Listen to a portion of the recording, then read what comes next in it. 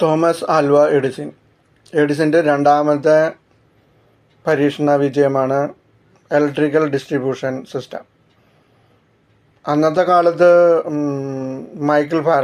Mikhail Faraday എന്ന് പറയും.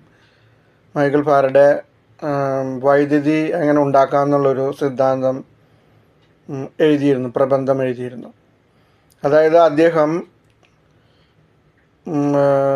ഒരു വൈദ്യുതി ഉണ്ടാക്കുന്ന ഒരു യന്ത്രം നിർമ്മിക്കുകയും എങ്ങനെയാണ് വൈദ്യുതി ഉണ്ടാകുന്നത് എന്നൊരു സിസ്റ്റം തന്നെ എഴുതി തയ്യാറാക്കുകയും ചെയ്തിരുന്നു. അദ്ദേഹം ഇങ്ങനെയാണ് ചെയ്തിരുന്നത്. അതായത് ഭൂമിക്ക് നോർത്ത് പോളും സൗത്ത് പോളും ഉള്ളതുപോലെ കാന്തവും അതുപോലെ നോർത്ത് പോളും സൗത്ത് പോളും ഉണ്ടാക്കി. ഈ കാന്തത്തിൻ്റെ ഇടയിൽ കൂടെ ഒരു കമ്പിച്ചുരുൾ, ഒരു റൗണ്ട് ആകൃതിയിലുള്ള ഒരു ഇരുമ്പിൻ്റെ മേലെ കമ്പി ചുറ്റി അദ്ദേഹം അത് അങ്ങോട്ടും ഇങ്ങോട്ടും ചലിപ്പിച്ചപ്പോൾ ഈ ചെമ്പ് കമ്പിയുടെ രണ്ടറ്റത്തും വൈദ്യുതി വന്നു എന്നാണ് അദ്ദേഹത്തിൻ്റെ ബുക്കിൽ എഴുതി വച്ചിരുന്നത്.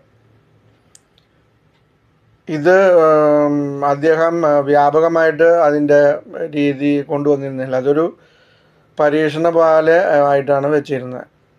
അപ്പോൾ അന്നത്തെ കാലത്തും വൈദ്യുതിനെക്കുറിച്ച് ഒരു ഐഡിയ ഉണ്ടായിരുന്നില്ല. വൈദ്യുതി ഉണ്ടാകും എന്നൊക്കെ പറഞ്ഞിരുന്നു. അതിന് മുന്നേ ക്രിസ്റ്റഫർ ലോ, അതായത് ബ്ലാങ്കറ്റിൻ്റെ ഉള്ളിൽ അദ്ദേഹം എഴുന്നേൽക്കുമ്പോൾ ഈ മുടി എഴുന്നേറ്റ് നിൽക്കുന്നതായിട്ട് കണ്ടെത്തിയിരുന്നു. അപ്പോൾ അതിൻ്റെ കാരണം അന്വേഷിച്ചപ്പോഴാണ് നമ്മൾ ബ്ലാങ്കറ്റിൽ കൈ ഉരയ്ക്കുമ്പോൾ അല്ലെങ്കിൽ ദേഹത്ത് ഉരയുമ്പോൾ ഒരു വൈദ്യുതി പ്രവാഹം ഉണ്ടാകുന്നു. ആ വൈദ്യുതി പ്രവാഹം നിമിത്തമാണ് ഈ കയ്യിലെ രോമങ്ങളെല്ലാം എഴുന്നു നിൽക്കുന്നത് എന്ന് അദ്ദേഹം കണ്ടെത്തിയിരുന്നു. അപ്പോൾ ഈ രണ്ട് പ്രബന്ധങ്ങളും നിലനിൽക്കുകയാണ്. തോമസ് ആൽവ എഡിസൺ ഇതെല്ലാം വായിക്കുന്നതിൻ്റെ അടിസ്ഥാനത്തിലാണ്. അപ്പോൾ അന്ന് ഈ മൈക്കൽ ഫാരഡെ ചെറിയൊരു കമ്പിച്ചുരുൾ ഒരു ചെറിയൊരു ഇതിനെ വെച്ചിട്ടുണ്ടായിരുന്നു. പക്ഷേ തോമസ് ആൽവ എഡിസൺ അതൊരു വ്യാപകമായ രീതിയിൽ കമ്പിച്ചുരുൾ, ഈ കോപ്പർ വയറ് ഈ അയൺ റൗണ്ടിൻ്റെ ഉള്ളിൽ ചുറ്റുകയും കൂടുതൽ വൈദ്യുതി ഉൽപ്പാദിപ്പിക്കാവുന്ന രീതിയിലേക്ക് വരുത്തുകയും ചെയ്തു. അങ്ങനെയാണ് നമ്മൾ പഴയ കാലത്ത് ഇൻഡക്ഷൻ കോയിൽ എന്ന സിസ്റ്റം വരുന്നത്. അതായത് രണ്ട് നോർത്ത് പോൾ സൗത്ത് പോളിൻ്റെ ഇടയിൽ ഒരു ഇരുമ്പ് കമ്പിയുടെ പോലെ ചെമ്പ് കമ്പി ചുറ്റി ഒരു വൈദ്യുതി ഉൽപ്പാദിപ്പിക്കാവുന്ന സംവിധാനമാണ് ഇൻഡക്ഷൻ കോയിൽ സിസ്റ്റം. അപ്പോൾ ഇങ്ങനെ കൂടുതൽ വൈദ്യുതി ഉൽപ്പാദിപ്പിക്കാവുന്ന രീതിയിൽ അദ്ദേഹം അതുപോലെ ഒരു ഇൻഡക്ഷൻ കോയിൽ സിസ്റ്റം നിർമ്മിക്കുകയും ഈ വൈദ്യുതി അങ്ങനെ പിന്നെ ബൾബ് കണ്ടുപിടിക്കുകയും പിന്നെ ഈ വൈദ്യുതി എങ്ങനെ ഡിസ്ട്രിബ്യൂട്ട് ചെയ്യാം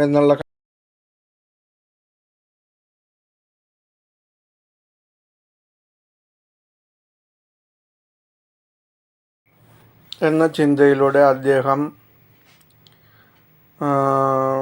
ഒരു മാഗ്നറ്റിൻ്റെ നടുക്ക് വലിയൊരു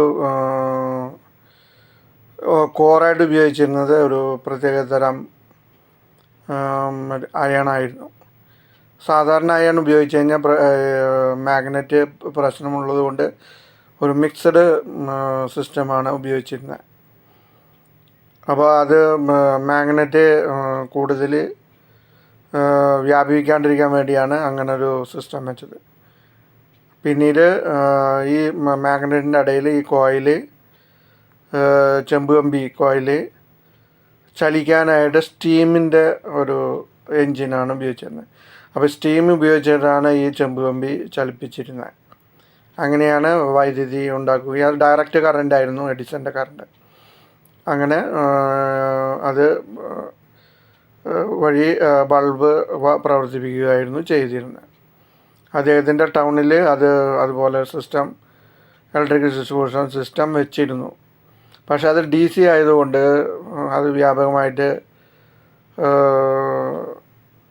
ഉപയോഗിക്കാനായിട്ട് പറ്റിയിരുന്നില്ല. പിന്നീട് ടെസ്ല എന്ന നിക്കോള ടെസ്ല എന്ന ശാസ്ത്രജ്ഞനാണ് AC കറണ്ട് കണ്ടുപിടിച്ചത്. AC കറണ്ട് വന്നതോടുകൂടിയാണ് ഇപ്പോഴുള്ള ട്രാൻസ്ഫോമർ ഡിസ്ട്രിബ്യൂഷൻ സിസ്റ്റം പ്രാവർത്തികമായത്. ഈ ടെസ്ലയുടെ കണ്ടുപിടുത്തം എങ്ങനെയാണെന്ന് വെച്ചാൽ, ഈ ഇൻഡക്ഷൻ കോയിൽ പോലെയല്ല. അത് AC എന്ന് പറഞ്ഞു കഴിഞ്ഞാൽ മറ്റേ ഡയറക്ഷൻ ചേഞ്ച് ആവും. ഒരു പ്രാവശ്യം പോസിറ്റീവിലേക്ക് വരും, ഒരു പ്രാവശ്യം നെഗറ്റീവിലേക്ക് വരും. അങ്ങനെ ഒരു സംവിധാനമാണ് ACയുടെ അന്ന് അദ്ദേഹം കണ്ടുപിടിച്ചത്.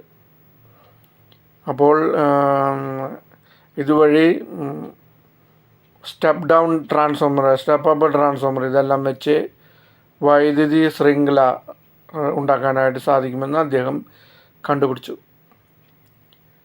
അപ്പോൾ അതിന് പ്രധാനമായിട്ട് അദ്ദേഹം തയ്യാറാക്കിയത് കുറഞ്ഞ വോൾട്ടേജിൻ്റെ ജനറേറ്ററാണ്.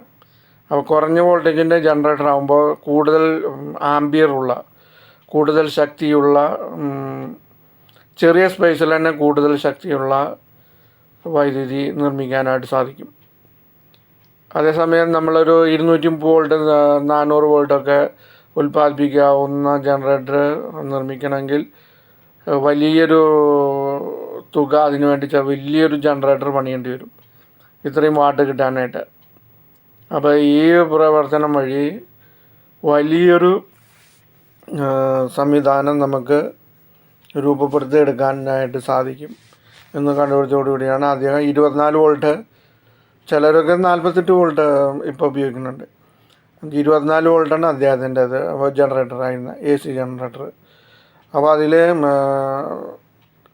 കമ്പിച്ചുരുളിൻ്റെ കനത്തിനനുസരിച്ച് കൂടുതൽ ആംബിയറുള്ള വൈദ്യുതി ലഭിക്കുമായിരുന്നു. ഇതിനെ സ്റ്റെപ്പ് അപ്പ് ട്രാൻസ്ഫോമർ വെച്ച് വൈദ്യുതി കൂട്ടുകയും, അതായത് 11 kV, 33 kV, 110 kV എന്നിങ്ങനെ വർദ്ധിപ്പിക്കുകയും ഇത് ഡിസ്ട്രിബ്യൂഷൻ കമ്പി വഴി കൊണ്ടുപോവുകയും, എത്ര കിലോമീറ്റർ വേണമെങ്കിലും കമ്പി വഴി ഇത് കൊണ്ടുപോകാനായിട്ട് സാധിക്കും. അവിടെ നിന്ന് പിന്നീട് ഇത് സ്റ്റെപ്പ് ഡൗൺ ചെയ്യുമ്പോൾ വലിയ ആംബിയറിലുള്ള, ഇപ്പോൾ 230 വോൾട്ട് ആണെങ്കിൽ 230 വോൾട്ട്, 110 വോൾട്ട് ആണെങ്കിൽ 110 വോൾട്ട്, അങ്ങനെ വലിയ ആംബിയറിലുള്ള വോൾട്ടേജ് ലഭിക്കുന്ന അദ്ദേഹം കണ്ടെത്തുകയായിരുന്നു. അങ്ങനെയാണ് ഇപ്പോഴുള്ള വൈദ്യുതി ഡിസ്ട്രിബ്യൂഷൻ സിസ്റ്റം വന്നത്. അപ്പോൾ ഈ 2 പേരും ചേർന്നാണ് ഇന്ന് കാണുന്ന വൈദ്യുതി സിസ്റ്റം ഉണ്ടാക്കാനായിട്ട് പ്രേരണയായത്. ഈ വൈദ്യുതി ഇല്ലെങ്കിൽ ഇന്നത്തെ ലോകം എന്താകുമായിരുന്നു എന്ന് ചിന്തിച്ച് നോക്കുക.